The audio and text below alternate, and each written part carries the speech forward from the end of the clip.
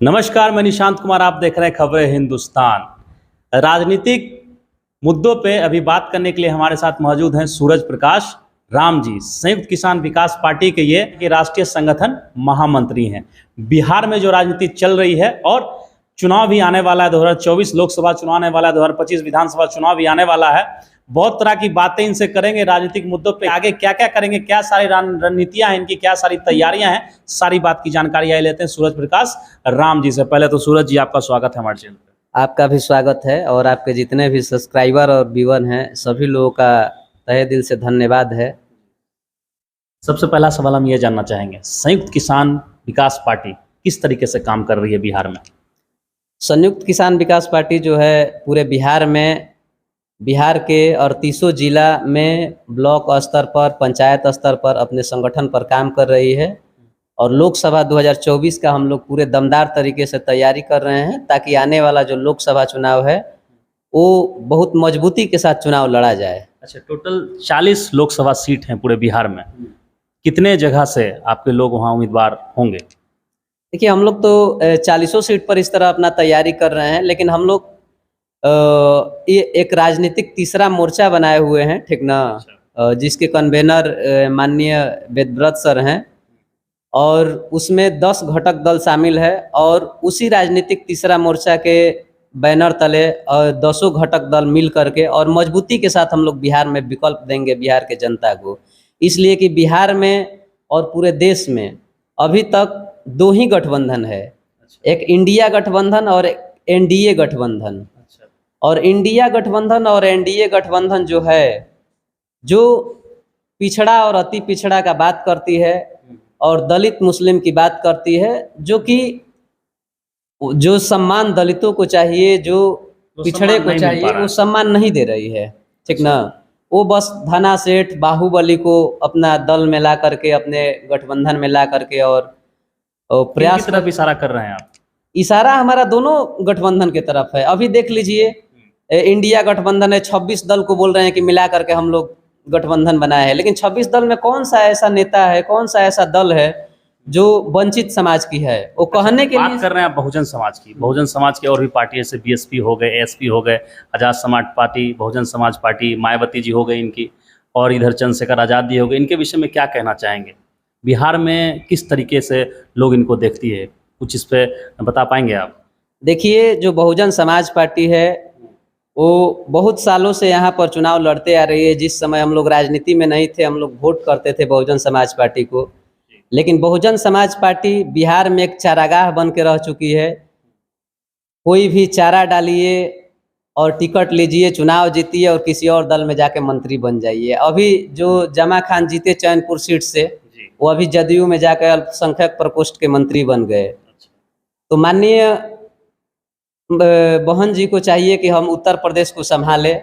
और रहा बात चंद्रशेखर आज़ाद रावण का, तो ये धरती रावण का नहीं है। बिहार जो धरती है वो किसी रावण का धरती नहीं है। बिहार गौतम बुद्ध की धरती रही है और विकास और संघर्ष और विद्या की भूमि रही है, जहाँ से ज्ञान प्राप्त करके और पूरी दुनिया को ज्ञान का संदेश दिए थे गौतम बुद्ध ने। तो यहाँ रावण का कोई जरूरत नहीं है।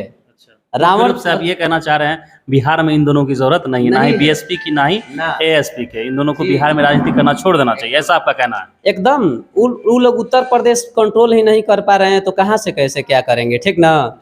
दूसरा बात रहा रावण का, तो रावण श्रीलंका में रहते हैं, रावण का बिहार में जरूरत नहीं है। अच्छा, चंद्रशेखर आजाद जी लगातार कर रहे हैं कि जहां भी दलित के, बहुजन समाज के खिलाफ जो भी, मतलब क्या उसको बोल सकते हैं, हिंसा होती है, कुछ इस तरह की बात होती है, बहुजन समाज को जहां दबाया जाता है वहां भीम आर्मी हमेशा तत्पर रहती है, पूरे देश की वो बात करते हैं। कितनी सच्चाई लगती है आपको इस बात में? इसमें कुछ सच्चाई नहीं है।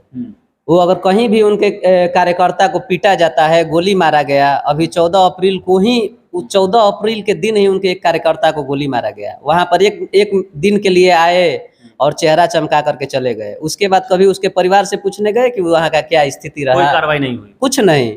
ये बस युवाओं को गुमराह करके और युवाओं को भटकाने का काम कर रहे हैं। जो युवा आईएएस, आईपीएस और प्रशासनिक या किसी भी विभाग में जाकर के नौकरी करना चाहते हैं, अपने भविष्य और अपने परिवार को सुधारना चाहते हैं, उन युवाओं को ये बरगला करके और रोड पर पिटवाने का सिर्फ काम करते हैं, और उस पर मुकदमा होता है। उसके बाद मुकदमा के बाद ये उसको उसी हालत में छोड़ देते हैं। और युवा भी इस चीज़ को नहीं समझ रहे हैं कि अगर उसके ऊपर एक मुकदमा हो जाए तो उसका भविष्य पूरे अंधकारमय हो जाएगा, ना उसको कहीं नौकरी मिलेगा ना जॉब मिलेगा। चंद्रशेखर आजाद जी बहुजन समाज के जो भी लोग हैं, जो भी उनको गुमराह करने का काम वो कर रहे हैं, ऐसा आपका कहना है? एकदम गुमराह करने का काम कर रहे हैं। राजनीति करना और इस तरह जो कर रहे हैं इसमें बहुत अंतर है। राजनीति और समाज का उद्धार तभी होगा जब सदन में किसी तरीके से पहुंचा जाएगा। जी। रोड पर सिर्फ पीटने और अपने समाज के लोगों को पिटवाने से नहीं होगा। राजनीतिक तरीके से उस सदन में बैठना होगा, पहुंचना होगा, तब जाके अपने समाज के हित में कुछ किया जा सकता है। मेरा नाम सूरज प्रकाश राम है जी। और हम लोग को और समाज के सभी लोगों को वाजिब हक और अधिकार चाहिए, ठीक ना? और इसी पर हम लोग काम कर रहे हैं ताकि बिहार में निष्पक्षता के साथ सरकार बनाया जाए और अपने सभी समाज के लोगों को मदद अभी आप किया जाए। क्षेत्र भ्रमण कर रहे हैं, लोगों के बीच जा रहे हैं, जनसंपर्क अभियान चला रहे हैं कि नहीं चला रहे हैं?